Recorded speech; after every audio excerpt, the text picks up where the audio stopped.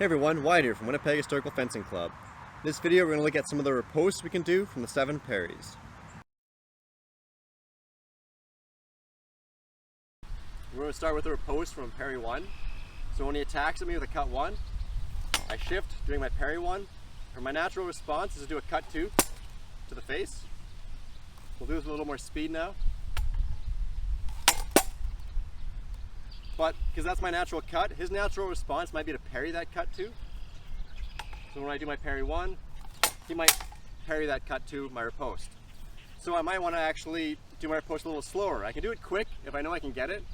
But if he's got a quick response to my riposte, quick parry to that, then I actually want to slow my riposte down, see where he goes, and then I can pick a different target.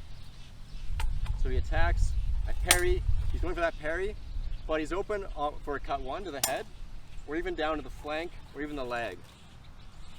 So sometimes I want to actually make my riposte a little slower, so that way I can see what my opponent's doing. Again, we can kind of match this with a cut 2. So from an inside guard, he attacks. My natural response is with a cut 1, down to the head. But again, he might know that's coming, he might parry it. So again, I can hesitate a little bit, wait and see what my opponent does. And again, that opens up a few more options. If I parry, he goes to parry my cut 1, my riposte, but now I can do a cut 2 down to the head, or across the flank or the leg, or the arm. So hesitating a little bit on the riposte can be a good thing. Looking at the riposte from a parry 3, he attacks a cut 3, I shift and parry, and my natural response is probably to cut 1 to the head, but he might see that coming as well, and he might do a parry 1, and stop that. So again, if I have the speed, I know he's a bit slower, I can do that straight cut to the head of the cut 1 and get it in. But if he's quick on the parry or I'm slow on the riposte, what I want to do is, again, I want to slow down the riposte a little bit, see what my opponent does, see what they're doing, and then I can cut to a different line of attack. So he cuts 3, he goes for that parry to the head. I can actually cut down to the leg or the flank, which works nice because after that cut 3, they're bringing their arm up. If I'm cutting low, it's hard for them to bring their arm up and then back down to parry that low cut. Or the other thing we can do is cut to the other side of the head. He goes for the parry 1, I do a cut 2. And again, we kind of mirror this with a cut 4. So with our cut 4, my parry is probably, my riposte is a cut 2 to the head. You might see that coming. We'll do a parry 2. So again, from there I can probably cut to the flank or cut to the other side of the head. Does his cut 4, he goes for that parry. I can cut right down to the leg, across the flank, or from there to the head. Right, looking at a riposte from a parry 5, he cuts at me, I parry. From there I'm in a good spot to just naturally roll this around with a cut 7 to the head. So it's kind of like one motion where I parry and keep the momentum going straight down to a cut 7. So it becomes very quick. So he attacks, and I roll it down, roll it around right down to the head. But if he sees this cut coming and he goes for like a St. George and parries it, from there I can change my angle of attack down to the flank or down to the leg.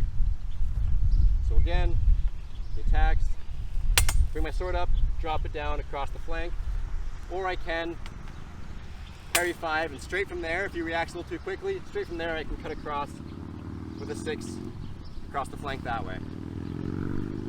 So looking at a cut 6 now, and a riposte from a cut 6 I should say. He attacks.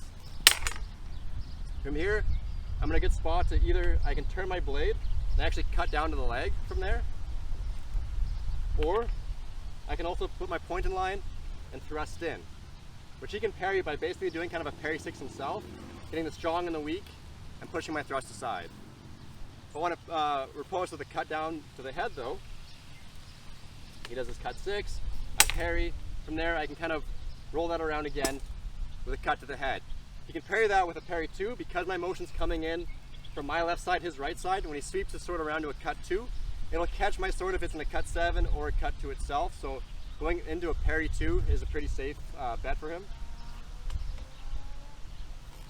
He goes to his parry 2, and then I'll catch a cut 7 or a cut 2. So, but again, I can hesitate a little bit, and keep my sword going around to my right side. Then I can do a cut 1 to the face, or to the flank, or down to the leg. And finally, we'll look at the riposte from a cut 7.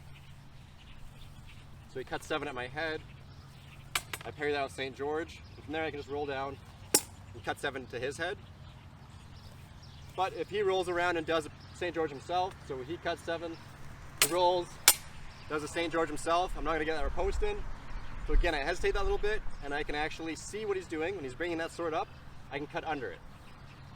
He does a cut 7, I parry, I see him going that St. George parry, I'm just going to let my sword drop, cut to the flank or to the leg.